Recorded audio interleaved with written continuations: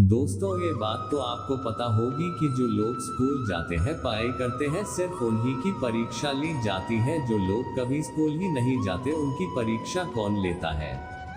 उसी तरह से समझ लीजिए कि ईश्वर की भक्ति करना इतना आसान काम नहीं है। जो लोग ईश्वर की भक्ति करते हैं, उनके रास्ते में बहुत सी मुसीबतें आती हैं, उन्हें दुख तकलीफ मिलता है। भगवान अपने भक्तों की परीक्षा हमेशा लेता है। दोस्तों, यदि आप भक्ति का रास्ता चुनते हैं तो आपको दुख तकलीफ मिलेगा। दोस्तों, बात द्वापर युग की है, जब भगवान श्री कृष्ण और अर्जुन के बीच संवाद हो रहा था। तब अर्जुन ने भगवान श्री कृष्ण से पूछा, हे माधव, जो लोग ज्यादा पूजा पाठ करते हैं, वह ज्यादातर दुखी और परेशान क्यों रहते हैं। इसके पीछे कारण क्या है, जबकि वो लोग जो भगवान का नाम ही नहीं लेते, भगवान का स्मरण भी नहीं करते, वो लोग हमेशा गलत कार्य करते हैं। उन लोगों को जीवन में सुख मिलता है। इसके पीछे का रहस्य मुझे समझाने का प्रयास करें। तब भगवान श्री कृष्ण ने एक छोटी सी कहानी के माध्यम से अर्जुन को इसका उत्तर दिया। जानते हैं उस छोटी सी कहानी के बारे में। एक गुरु के दो शिष्य थे। दोनों ही पढ़े लिखे और विद्वान थे।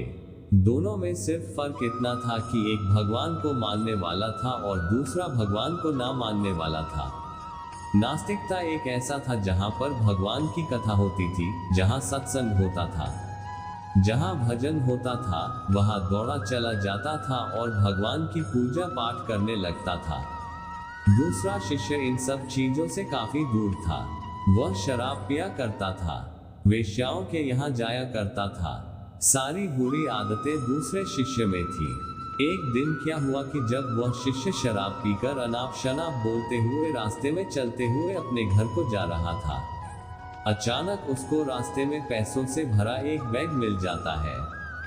उसकी खुशी का ठिकाना नहीं रहता। वह जोर जोर से चिल्लाते बताता है, आज मुझे पैसों से भरी बैग की थैली मिल गई है। मेरा जीवन सफल हो गया। इन पैसों से अपने जीवन की आवश्यकताओं की पूर्ति कर लूंगा। वही दूसरा मित्र मंदिर से भजन करते हुए अपने घर को जा रहा था। अचानक उसकी पैर में बड़ी कांटी चुभ जाती है, रक्त निकलने लगता है। ठीक उसी समय दूसरा शिष्य भी वहां पहुंच जाता है और हंसते हुए उसको बोलने लगता है, क्यों तुम ही हो ना जो सबसे ज्यादा पूजा पाठ करते हो, भगवान का भजन करते हो। क्या किया तुम्हारे भगवान ने मुझे, देखो मैं कभी मंदिर नहीं गया, मैंने कोई अच्छा काम किया है। मेरे घर में भगवान का मंदिर भी नहीं है। मैंने कभी अपने बारे में सत्यनारायण भगवान की कथा नहीं कराया, भगवान के सामने कभी माथा नहीं टेका। फिर भी मैं कितना संपन्न हूँ, अमीर हूँ। मेरे पास पैसों की कोई कमी नहीं है। सबसे ज्यादा सुखी जीवन में ही जी रहा हूँ। अच्छे शिष्य को उसके बात चुभने लगी। उसने मन ही मन भगवान से प्रार्थना किया, या तो सच बोल रहा है, मैं कितना पूजा पाठ करता हूँ और वो कुछ नहीं करता, फिर भी कितना सुखी है। इतना सोचते हुए वह अपने गुरु के पास चला जाता है और यही प्रश्न गुरु से करता है। गुरु जी मुस्कुराते हुए बोलते हैं, भगवान जो करते हैं अच्छे के लिए करते हैं। जिसकी जैसी योग्यता होती है, उसको उसी के अनुसार फल देते हैं। अब तुम्हारे प्रश्नों का उत्तर तुम जानते हो। भगवान ने पैरों में ही क्यों कांटे चुभाए और उसको पैसे से भरी बैग क्यों मिली। सुनो, तुमने पिछले जन्म में बहुत पाप किया था, इसलिए तुम्हारी आज मौत होने वाली थी। तुम बच गए क्योंकि तुम मंदिर गए थे, तुमने भगवान की पूजा की थी। यही कारण है कि तुम्हारी मौत ना होकर सिर्फ एक कांटा ही चुभा। अब तुम्हारे मित्र की बात करते हैं। वो पूर्व जन्म में एक संत महापुरुष था, इसलिए उसकी जीवन बदलने वाली थी।